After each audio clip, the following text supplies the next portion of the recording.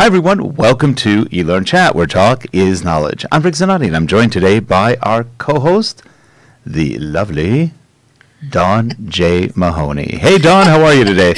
I'm well, and you? Pretty good. I always have you giggling in the beginning. I'm not quite sure why. I never know what you're going to say. That's the whole idea. Yes, but this is a family show, so we keep it nice and down. Yeah, we get right up to the edge sometimes. Well, let's run our intro, and then we will introduce our guest today. Great.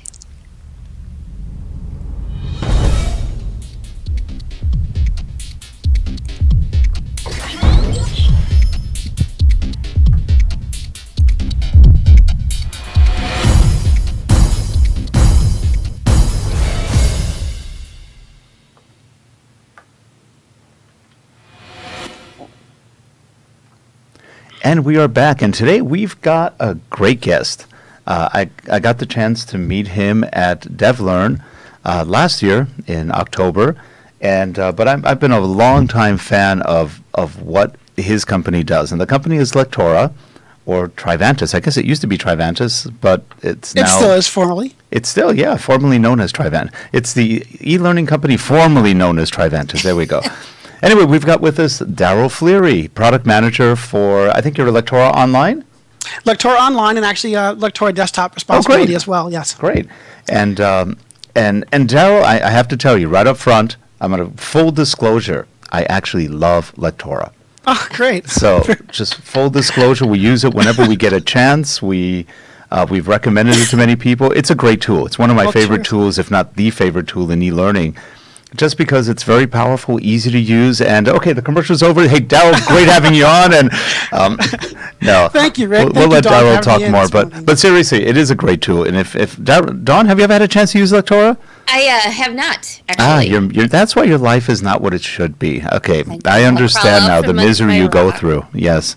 Well, Dawn, I'll tell you, even if you had, we have made so many changes to it over the last year or so that it might be unrecognizable to you now anyway. Mm-hmm. Okay, I'll try the demo and figure it out. Great, please do, yeah.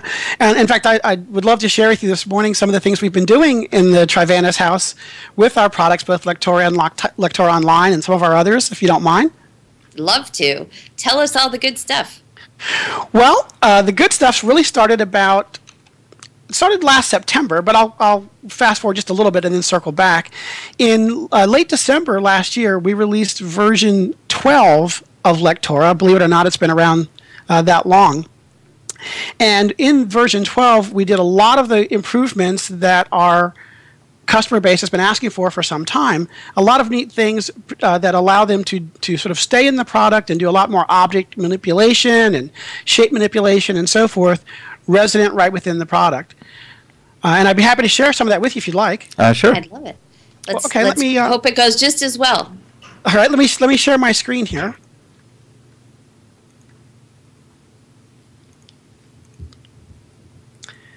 Now, Daryl, how did you wind up at Trivantis? Oh, that's a good story. I actually was a longtime user of Lectora at the company I used to work for, a very large healthcare company. Okay. And I spoke at the Lectora user conference many times, actually. And once after the conference, I was approached and we talked a little bit. And they said, we'd really like to ask you if you could come share your expertise on our product team and help to develop out the product in a way that real product users use the product. So after a little bit of conversation and discussion, here I am. That's great. Yeah, and it's been great. It's been a lot of fun to be on the inside and really bring that instructional design background to the product. Yep, that's really good. Yeah, because it's important that they get that kind of background from people too, because it adds that reality that sometimes engineers and developers don't always have their fingers on. Exactly. But you do work with a great team. We've had John Blackman on several occasions, and he's another guy I just love. I know his background, one of the developers or architect of OS2, which still blows me away. That was just such a good product. It's still better than current day Windows, and that's, 20 years ago? So great stuff. And John is still around. John is still he's our Chief Technology Officer, and sort of oversees all that we're doing with all of our products and helps make sure that we go in the right direction with them, or the direction that the market is going in, or the customers need us to go in. Yeah. So we've got a really great team. I got to say, I love going to work every day and working with the people I work with. A bunch of really smart, dedicated, committed people. Well, probably shouldn't use committed. Committed people.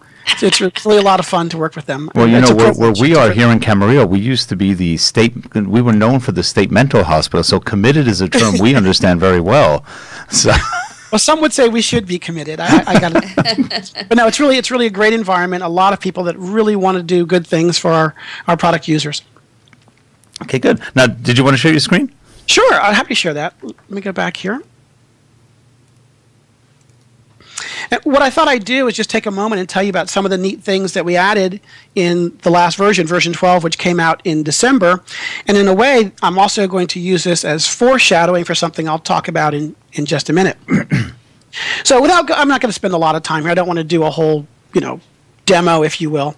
But by the way, we will be at the Learning Solutions Conference in Orlando, March 25th to 27th. So stop by our booth, number 207, and we'll be happy to give you a full demo. That's great. But some of the things we did in version 12, you may recall we sort of redid our whole interface in version 11 to the ribbon-style interface, and we kept that, of course, in version 12. Things that we did, though, that aren't even really noticeable, we actually made it so you can move things off the page now. So you'll notice, for example, you can't really see it, but if I slide over, you'll see that our little model is actually off the canvas. So now when this page is published, what would happen is she would be clipped outside of the page, but then you could use animations and things to bring her on board. So that allowed a lot of flexibility to our developers, our course developers, that they didn't have before. And in fact, I'll show you a really cool example I built of that.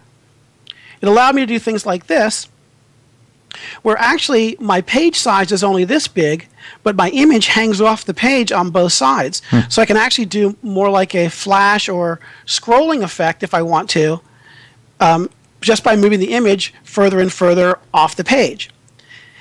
And in this case, I used it to create sort of a hotspot question as well, so it's actually clickable. Previously in Lectora, you were not able to do anything like that. You had to use Flash, of course, for something like that. And nowadays, Flash is really not the most desirable tool since everything seems to be going to mobile environment. So by allowing us to have things off the canvas, you can actually do some Flash type things, which I thought was kind of cool. Yeah, that is a nice feature, actually. Yeah, it's very interesting. Well, you guys did something that I've noticed on 12 as well, is you've added a lot more code to handle the bane of everyone's existence, which are browsers. Yes. And now that it seems to work across browsers without the same issues we had in the past, and it wasn't a Lectora issue, it's a lack of compliance on browsers where they all render HTML just a little bit differently. Well, and one of the things we tried to do with that, we actually changed the whole engine within Lectora so that we're actually no longer in the sort of C++ environment, but it's actually the browser-based environment. So when you go into preview mode or run mode here, you're actually inside of a browser, and that way you can also better manage your content to make sure when it's published, you get a truer representation of exactly what it was you expected to have on your page. Yeah, that's good. Because that was the only problem we ever had with Lectora, or really any tool, but Lectora was one of the few that was completely browser-based, and people would blame Lectora. I go, oh, no, it's not Lectora's fault. I mean, you're dealing with IE and multiple versions, and most of them have been pretty crummy versions until the later ones. You're dealing with Firefox, with Chrome. They all render differently, and the JavaScript works differently on them. That's right. And I noticed looking at the code you have now, I go, oh, cool, they're all covered now. So you have specific hooks, if you will, for each of the browsers, which makes everything just kind of work now, which is nice. A little more smooth, Yeah. That's right. And your tech support people probably love that. They do. They get fewer calls about that because they're, as you said, we support everything from IE8 forward in Internet Explorer and also Firefox and Chrome, and everything renders just a little bit differently. And actually, I should also mention our Lectora On-line product. I'll probably touch on that a little bit later. But our Lectora On-line product is a browser-based product entirely, a collaborative web-based tool or cloud-based tool, and it runs in all those environments as well as running in Safari. So we really have to cover the ground on all the browsers. Well, which is nice because it's hard for a lot of the authoring tools. I think the only one that runs right now on a Mac is probably Captivate, and it runs okay, but the Mac is different. So by having the browser-based, it opens up a much easier way to do development. Are you seeing the whole collaboration. People really starting to go to the cloud-based versions? I know companies were slow to adopt that. I think so. I think much like people are migrating from Microsoft Office on the desktop to tools like Google Drive and that sort of collaborative sharing environment, I think we'll see that same trend moving forward with the authoring products as well. And that's one of the great things about having our online product is that we're already there. And all we're doing now is making it better, not trying to figure out how to make it. Now, people have asked me in the past, what are the differences between the online and the desktop? Any functional differences or basically the same? There are, well, as an author, they're essentially the same. There are some differences because, of course, both products are moving at their independent pace. And so one will leapfrog the other in some feature, and then another one will leapfrog back the other way.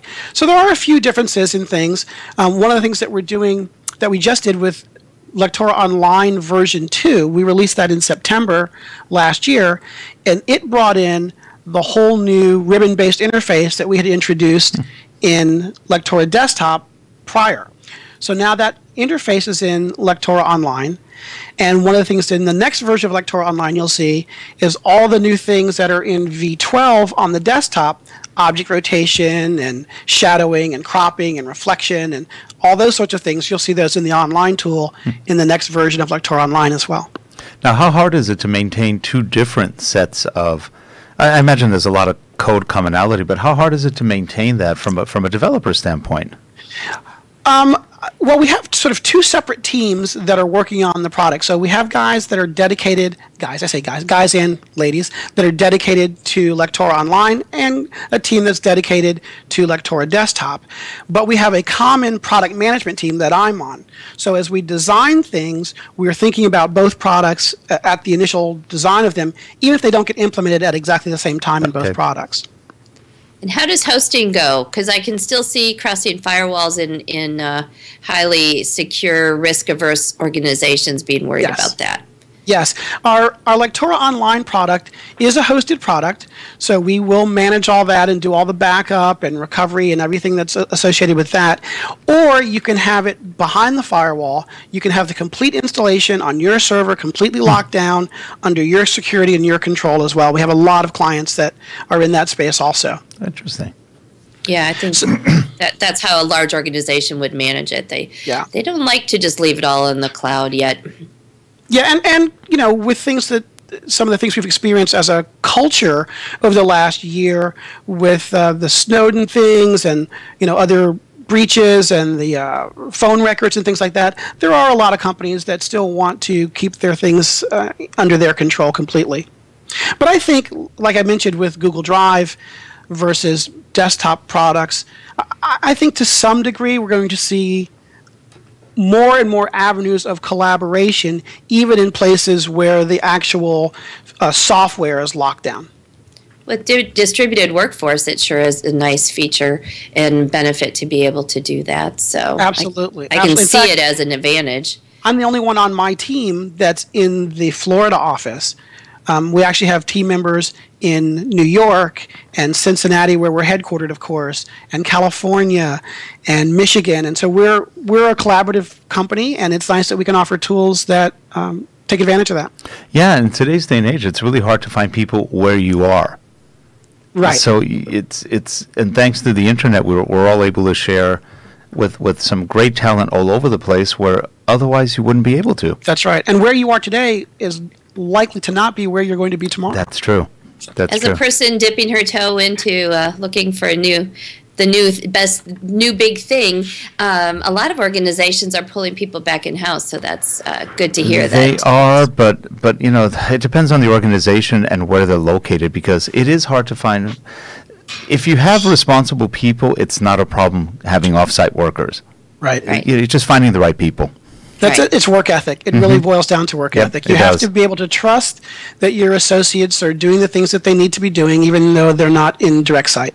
Yeah. And give them good equipment. Yeah, I remember too. I remember quite a while ago when really the internet was just starting out in terms of business. We had some remote workers even back then, and one of them didn't work out. But it was so funny because he'd call us and say, "Well, I'm just sitting in my bathrobe right now doing some work," and we're going, "That's just too much information. We don't need to know that." That's it's right. like. And the problem is, you tell the customer that too. It's like, I'm just sitting at home in my bathrobe. It's That's like, right. oh, That's right. We don't do a lot of screen sharing or video. That's right. Oh, no. That's right. You caught me on a good day today, actually. Your bunny slippers is your personal deal in secret. That's right. That's right. We don't need to share everything. So for people who don't know Lectora or haven't worked with any of the Lectora products, what would you say one of the biggest advantages of Lectora is? Wow, that's a great question. And I think to answer that, I'm going to take off my Trivantage product manager hat and put on my Daryl back when I was a user of the product at the company I used to work for. And I would say the largest advantage that I experienced was the power and flexibility of the products. Mm-hmm. So as you started, Rick, in the intro, you said it was something that's relatively easy to use. You've got essentially picking all of your actions and interactions and things from a set of drop-down menus. So that's nice big, easy to see icons and so forth, no coding required. But if you really want to extend the power of it, you have the option to not only use reserve variables that come with the product, but also create your own variables to track and do really anything you'd like to do, as well as do extensions in HTML and JavaScript and CSS and all these other ways that we can hook into the product, as well as even use Lectora as a shell to run other things within it. So you can bring in your YouTube streaming videos, or even not to tout our competitors, but even to bring in a Captivate file. If you had something that you did years ago, for example, on Captivate, you could actually bring that into your Lectora presentation and include that. Yeah, so we've actually done that on many occasions. We've done that exact same thing. We had a soft skills course that had maybe 10 simulations in it, and Lectora, we call Lectora the perfect wrapper for just about anything. Exactly. I know people build websites in it. That's right. That's right. In fact, at our user conference coming up at the end of April, one of the sessions being presented is a company that actually used Lectora to build some pages for their website to help customers figure out which products they needed. So they go through a series of questions, and based on that, it'd go different places and get schematic diagrams and so forth. So it's actually a very extensible product, and I would say that is by far the biggest advantage, the best thing that Lectora does. It allows you to use it at a very simple level when you're just getting started, all the way up to a very advanced level when you want to do more complicated things. Well, not that I want to compliment you guys anymore, but there's one other thing, that when you do get to the more advanced levels, it's actually quite accessible to just about anybody. And there is a lot of power in you guys have done with drop-downs what nobody's accomplished yet in level of power. And that's one thing I've always really liked, that total level of power in terms of create for non-programmers. I'm a programmer, so I don't care that much. But for non-programmers, we can get people up to speed pretty quickly, and they learn it pretty fast. Mm-hmm. And once you get into some of the functions, there's stuff underneath the hood that you can get to. It's amazing. That is actually pretty cool. It is. I tell people all the time, and this is, I'm not trying to advertise, there's nothing that I have wanted to do in a course that I've designed in the 12 or so years I've been using the product that I haven't figured out a way to do it. I have a friend who works at Johnsonville Sausages, and his name's Anthony, and he created the most complex state machine you could ever imagine using Lectora, because he's not a programmer. Yeah. But he created it. It had something like, I forgot how many, like hundreds and hundreds of variables, if not 1,000. But it's a state machine that calculated all sorts of stuff for their production lines. And it was mind-boggling. I looked at the code and I'm going, how the heck did he figure this out? It was mapping. It was amazing. Yeah, it was actually pretty cool. And you couldn't do that with any other tool. There is no other tool in e-learning that can do that at this point. No. But again, we don't want to be only for the high-end developer. We want to make sure that we're still accessible to the novice as well. Yeah, no, I'm just saying this is for a guy that wanted some really bizarre application. He did it, and even I think one of the people at Lectora who saw it in support one day just was going, "You did this in Lectora?" Yeah, Wow. I see customer titles all the time where I am just amazed at the things that they accomplish. Just it wows me. And I thought I was pretty good at it. And I look at some of this stuff and I go, wow, they're great. They're really great. So we have Leva in the chat room from Belgium, and her question initially was that your product is pure HTML, and do you see that as an advantage? And I just wanted to be sure that I was understanding her question. You're not seeing the chat, are you? I'm not, but my guess is what she's asking is, do we publish to Flash? Because for a while there were a lot of products were publishing to Flash, and that has become difficult in the mobile environment. And her question is great, and I appreciate it. We do publish Lectora and Lectora Online, both publish to HTML/HTML5 as necessary, so that they will run, as we mentioned, in any browser essentially, and also will run well on mobile devices. And she's her next question was, is it easier now to import Captivate back and forth, because it was not simple formerly? So what's different? What's changed? Okay, one of the things that changed is when we brought out version 11 of Lectora on the desktop, we added the ability, you could always import files and link files such as PDF documents or whatever. With version 11 that we introduced, I want to say about 2 years ago, we also brought in the ability to bring in including full folders. So now you could take some other bundle of things that's in a folder and bring in that entire folder, not just individual files. And that's what makes it a lot easier. Well, the other thing you can do also, which we've used and pretty successfully, is you have access to all the Flash player controls. You do. Again, we aren't seeing a lot of Flash use, or let's say it differently, we're seeing a decreasing use of Flash, but that certainly is available. We do have Flash controls within the product that allow you to play, stop, pause, etc., different Flash pieces, as well as regular, MP3, MP4, WAV, AVI, etc. Right. Now, it's sort of funny because everybody, deprecates Flash, and Adobe created their own misery on that one.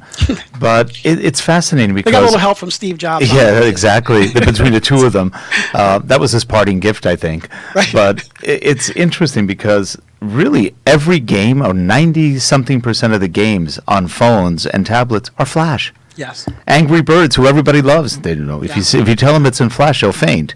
That's a Flash game, but it's wrapped around something that plays the Flash. Well, we still have Flash games embedded in our product as well that you can take advantage of, some tic-tac-toes and things like that. But I have personally built probably 15 or 20 straight HTML-based games within Lectora that if you didn't know, you would assume they were, built in some code or Flash or something. Sure. So, and if you want to learn how to do that, folks, by the way. What about responsive projects? She hasn't used Lectora in a while, so can you address that?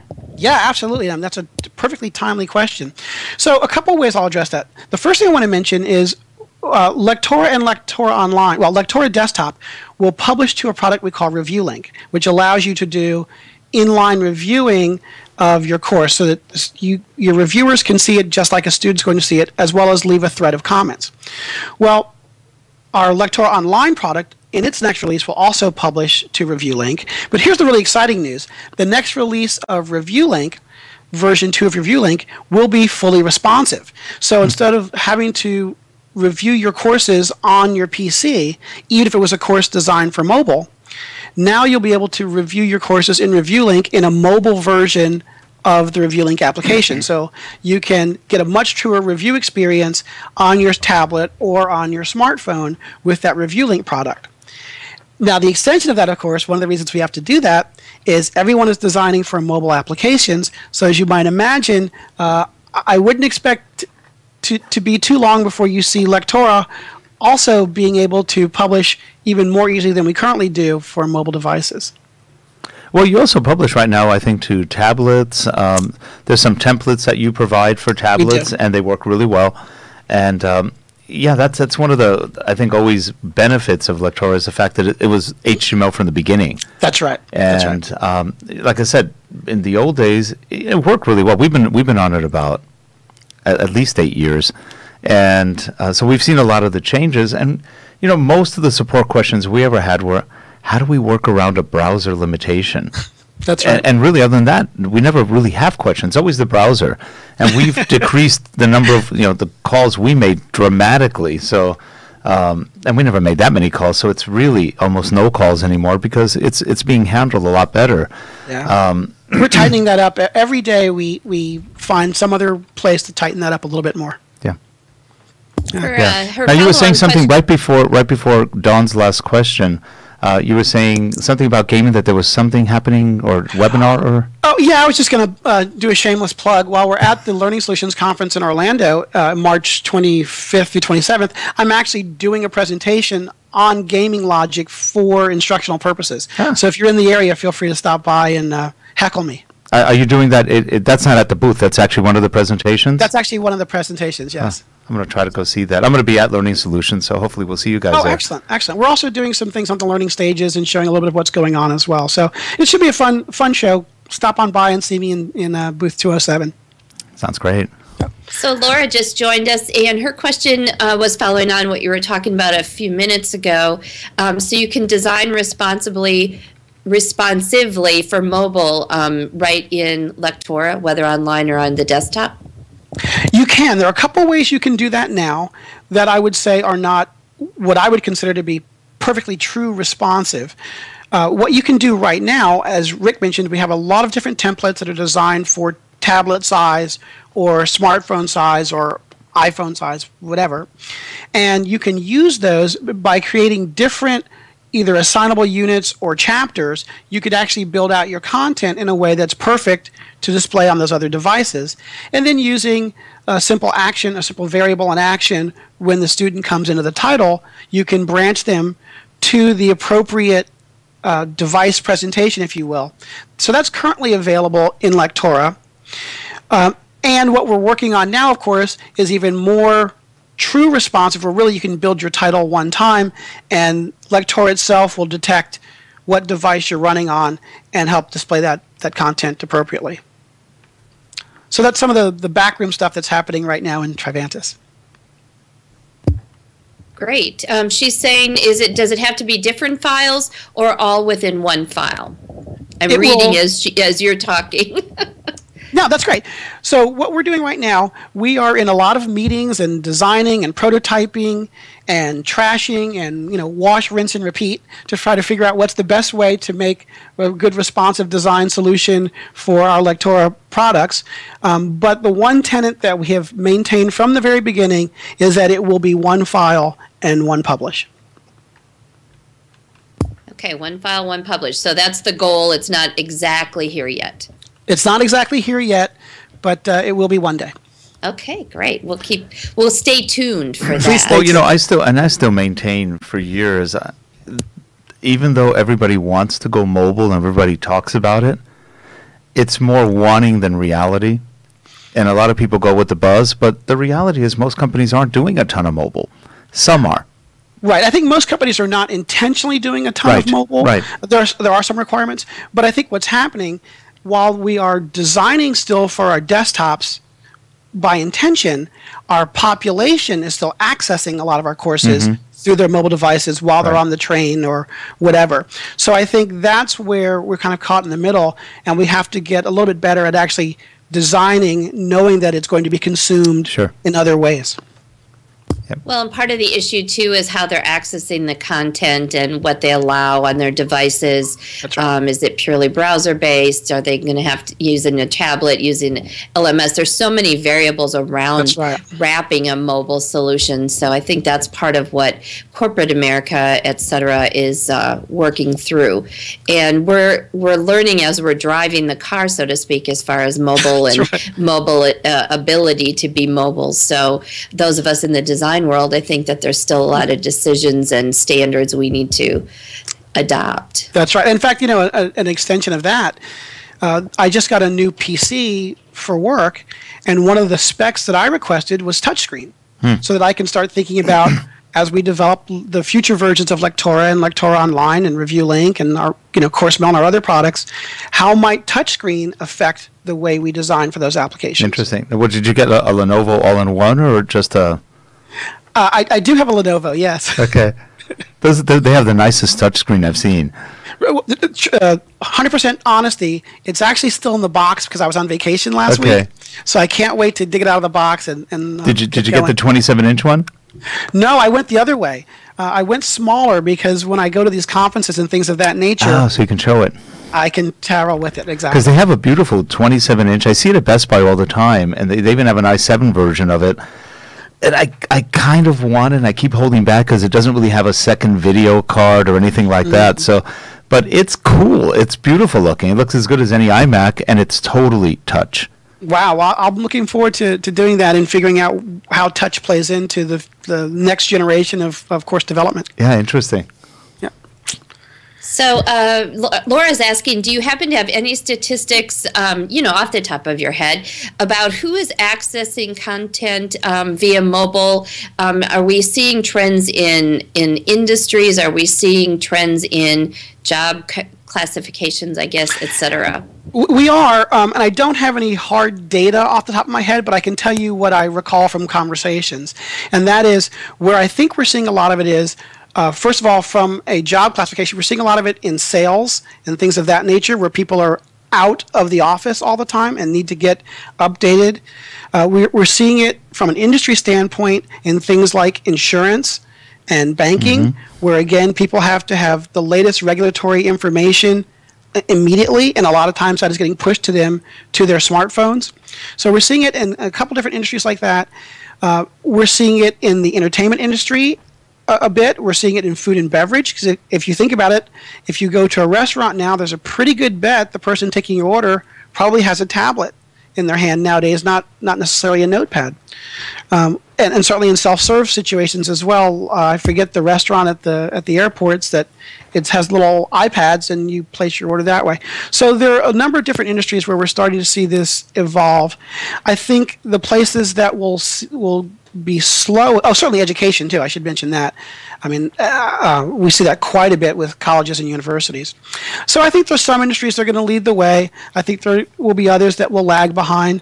But I certainly think that eventually we're probably going to all get there. I would venture to guess there's not an industry that I can think of anyway that in some way isn't beginning to use mobile technology. Yeah, I have a friend who's in sales, in healthcare sales, and she's on her iPad all day, every day. Right. She's got Salesforce and everything she needs. Right. She goes home and does a few things report-wise on her, company laptop, but the majority of her work is on an iPad. Now, I have to say, Daryl, you will never be a politician. When you are asked a statistical question, a politician will make up numbers faster than you can imagine. So. You have our blessing. You have done well. Thank you. I don't think politics is in my future. You never know. Instructional design might be just the background you need. I'm feeling pretty comfortable where I am. I think I'll hang out here for a while. Okay, good. We're glad to keep you here in this space, too. Thank you. So that was all the questions in the chat pod. It's nice to have people with me today. A lot of times I'm alone. So now we've got about 5 more minutes, and can you talk a little bit about CourseMill? That's a really nice LMS. I've had the opportunity a couple of times to work on it, and it's simple but not. It has a lot of functionality, really easy to work with interface. Tell us a little bit about CourseMill. What's happening in that world? It is growing more powerful and easier to use every day as well. We just released, I believe we just released CourseMill 7. That has a lot of new features in it, as well as some additional user interface elements. And one of the great features that's now an add-on to it, either you can have it with or without, so that you can kind of control where you go with that, is an advanced reporting component to CourseMill that allows you to get, you could always get basic reports from CourseMill. The advanced reporting component allows you to do a lot more type of reporting, slice your data in different ways, and so forth. So that is also something that is very much in our work stream at the moment. Okay, so for an end user, they wouldn't have to go to IT to get reports. They could actually run their own reports right from CourseMill? That was absolutely the driver behind it. Okay. Yes. That's great. So you don't have to be a SQL expert or something like that to get some really good data out of it. And also to, export that data if you needed to spreadsheets and then manipulate it your ways. And that's actually really nice because a lot of people, we work with a lot of Fortune 500 type companies, and they can't get any reports. Yeah. They work with a lot of the very large LMS vendors, which bigger is not always better. Well, I think we've pushed a lot of responsibility further and further down the line. So back in the day, you used to call up somebody and you'd say, I need a report on this or that. Well, now we've cut our workforces back and increased our responsibility to where, I'm expected to be able to get that data that I need myself. And I think the advanced reporting component of CourseMill is going to go a long way to help people to be able to do that and manage their own workflow a lot better. Yeah, it's a really nice feature. I should also mention, by the way, we have what I would call CourseMill's little sister, and that is CourseMill Wave, which was designed to be sort of, if you think of CourseMill as the powerful, full-featured, large organization learning management system, CourseMill Wave was designed to hit that small to medium business market that is a little bit more social, allows you to do a lot more informal sharing. It doesn't all have to necessarily be SCORM content. You could put up a PDF document or a video or whatever and still track that people access that information in that way as well. Because as you know, a lot of the learning that we do now is not formal learning, but informal learning. And this gives you a way to distribute and still track that people have consumed that content as well.